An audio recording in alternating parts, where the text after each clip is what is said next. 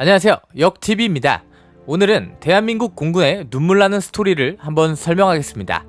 1950년 6월 25일 북한의 기습 남침으로 시작된 6.25 전쟁에서 우리 공군의 항공 전력은 12대의 L4, L5 항공기와 10대의 T6 고등 훈련기가 전부였습니다. 고작 22대였죠. 북한 공군기는 개전 초 무려 226대로 대부분이 소련제 항공기였죠. 여기서 웃지 못할 우리 대한민국 공군의 투철함이 나오는데, 구경만 할 수 없었던 김정열 공군 참모총장을 비롯한 지휘부는 출격 가능한 모든 항공 전력을 동원해 적을 공격하기로 마음먹었습니다. 그러나 우리의 항공기는 제대로 된 무장을 할 수도 없는 기체였습니다. L시리즈 항공기는 아예 폭탄거리 자체가 없기에 소형 폭탄과 수류탄을 기체에 싣고 후방석에 탑승한 사람이 뚜껑 캐노피를 열어 맨손으로 북한군에게 폭탄과 수류탄을 던지는 진정 원시적인 공격을 감행했습니다. 그야말로 이가 없으면 잇몸으로의 정신이었고, 육전에서 탱크를 박살낼 방법이 없자 폭탄을 들고 직접 몸으로 돌격했던 전설의 6탄 11용사와 비슷한 케이스죠. 이것은 우리 대한민국의 1세대 하늘의 전사들이 보여준 투혼이었습니다. 대한민국 초대 영부인 프란체스카의 기록, 프란체스카의 난중일기에 따르면 이승만은 개전 초 6월 26일 새벽 3시에 메가더 사령관에게 직접 전화를 걸었고, 메가더의 부관이 전화를 받았습니다.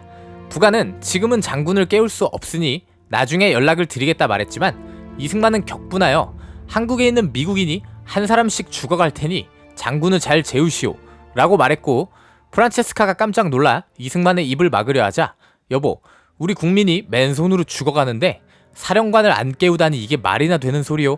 라고 말했습니다. 부관은 사태의 심각성을 알고는 그제야 카카 잠깐 기다려주십시오 라고 말하고 메가더를 깨웠습니다.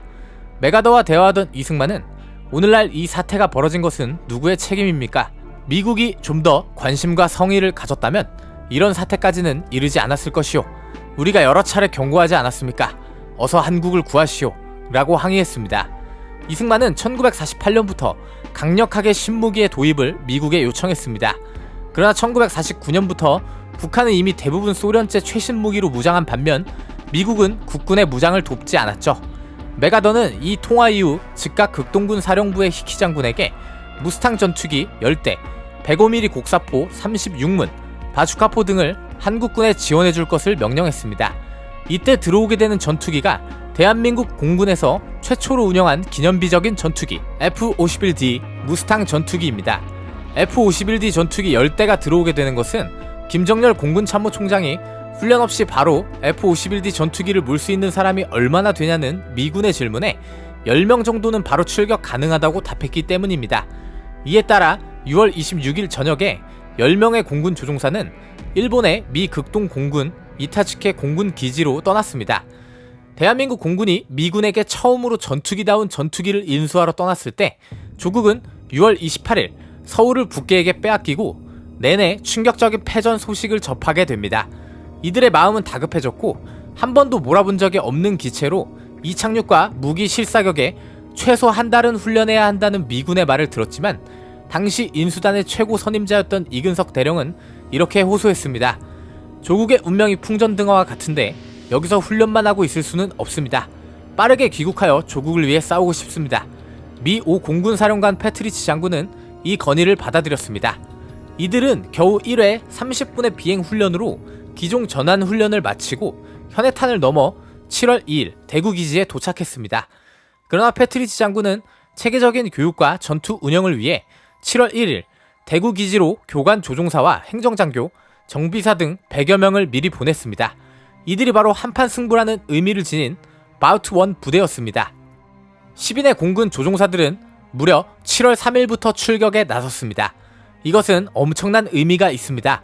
이 7월 3일에 출격한 전투기 조종사들은 대한민국 첫 번째 전투기 파일럿들입니다. 대한민국의 창공에서 이전까지는 정찰기나 고등훈련기 말고는 단 한 번도 대한민국 공군 소속 전투기가 하늘을 날았던 적이 없었기 때문입니다. 7월 3일의 출격은 태극마크를 단 첫 번째 전투기가 적과 맞서 싸운 위대한 출격이었습니다. 최현문 예비역 대령의 회고록에 따르면 우리 공군이 급하게 인수해온 무스탕 전투기의 태극마크는 첫 출격에 앞서 7월 2일 정비사들이 밤을 새워가며 작업한 것이라 증언했습니다. 그러나 7월 4일에는 우리 측의 피해도 있었고 대한민국 공군은 바우투원 부대의 조종사와 같이 출격하는 식으로 전투 기술을 익히며 비행훈련과 전투 출격을 병행했습니다. 대한민국 공군은 7월 16일부터 25일까지 바우투1에 숙련된 조종사들과 함께 출격했고, 정찰 비행대는 북한군 진지를 파악하면서 그들의 상황을 보고하고 필요할 때 유엔 공군의 지원을 요청했습니다. 8월 이후에 필사적인 낙동강 전선에서 목숨을 걸고 조국을 수호한 부대는 육군이 주로 알려져 있지만, 우리 대한민국 공군도 일선에서 최선을 다했습니다. 어느 정도 전력 보강을 마친 공군 제1전투비행단 일명 백구 부대에서는 F-51 파일럿 이세영 공군 대위가 적의 트럭 42대와 보급품 직접소 11개소 파괴 등의 큰 전공을 세웠습니다. 그는 1951년 4월 21일 적의 후방 보급로 차단을 위한 공격 중에 피탄되자 기체를 적의 보급품 집적소로 돌격시켜 산화했습니다. 그의 공적을 기려 1계급 특진되어 이세영 소령이 되었고, 을지 무공훈장이 취소되었습니다. 6.25에서 대한민국 공군 파일럿의 성장은 숙련된 미군 조종사를 따라다니면서 주로 이루어졌습니다. 이 제1전투비행단은 대한민국 공군의 자랑으로 이때는 몇 차례에 걸친 F-51D 전투기의 기종 전환 훈련으로 많은 파일럿들이 탄생했습니다. 제1전투비행단은 이제 홀로서기에 시작한 대한민국 공군의 역사와 명예를 상징하는 부대였고, 이들은 이후 전투기로 북한군을 상대하고 무장공비 특별 작전에 참여해 큰 공적을 세웠습니다. 1951년 10월 11일은 강릉 기지에서 공군의 첫 번째 단독 출격 작전이 있었습니다. 불과 몇십 명도 채 안 되던 파일럿을 보유하고 있었고, 전투기도 한 대 없었던 대한민국 공군 역사에 커다란 감동이었습니다. 이런 상황에서 공군 최초로 6.25에서 100회 출격을 기록한 전쟁 영웅 김두만 소령이 등장하기도 했습니다.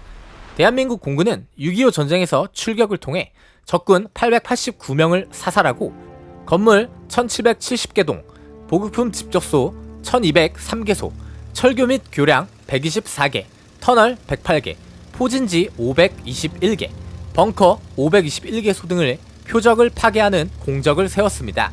그렇지만 우리 공군도 F-51 항공기를 포함한 총 117대 항공기와 대한민국의 피같은 조종사 39명을 잃었죠. 대한민국 공군의 창설 역사는 정말로 맨손에서 시작했습니다. 아무것도 없는 상황에서 곧바로 조국의 위기가 찾아왔고, 생전 처음 타보는 전투기를 실전에서 감각을 익히며 조국을 수호해야 했습니다. 시간적 여유가 없었기에 조종 미숙으로 죽은 안타까운 용사도 있었죠. 제가 여러분께 말씀드리고 싶은 것은 우리 유구한 전통과 역사를 가진 한반도에서 처음으로 하늘이라는 전장이 생겼던 전쟁은 6.25가 최초입니다. 이 전쟁에서 대한민국 공군은 분명 미군과 유엔군의 도움을 받았지만 우리 하늘을 지키는 데 있어 절대 들러리가 아니었다는 점이죠. 우리 대한민국 창공을 지키는 데 있어 우리는 방관자가 아니었음을 우리의 공군이 분명하게 앞장섰다는 점을 말하고 싶습니다.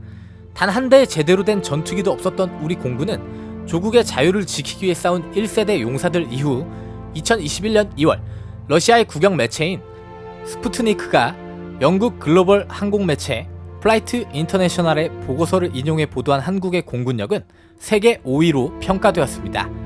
대한민국 공군의 창설은 수많은 1세대 항공인들의 헌신이 있었기에 가능했습니다. 그리고 그들은 대한민국을 지키는 가장 높은 힘이 되었습니다. 1세대 공군 용사들이 지킨 자유 대한민국의 창공에는 자유의 공기가 살아 숨쉬고 있습니다. 대한민국을 수호하는 공군, 독수리들의 날개짓이 영원히 멈추지 않기를 바랍니다. 올해는 기어코 우리들의 손으로, 우리들의 뇌로서 만들어져 나올 비행기를 자체 제작하고 싶다. 우리들의 하늘을 우리들의 비행기로서 지키지 못한다는 것이 이 얼마나 비통하고 부끄러운 일인가. 공군의 아버지, 대한민국 2대 공군참모총장 최병덕.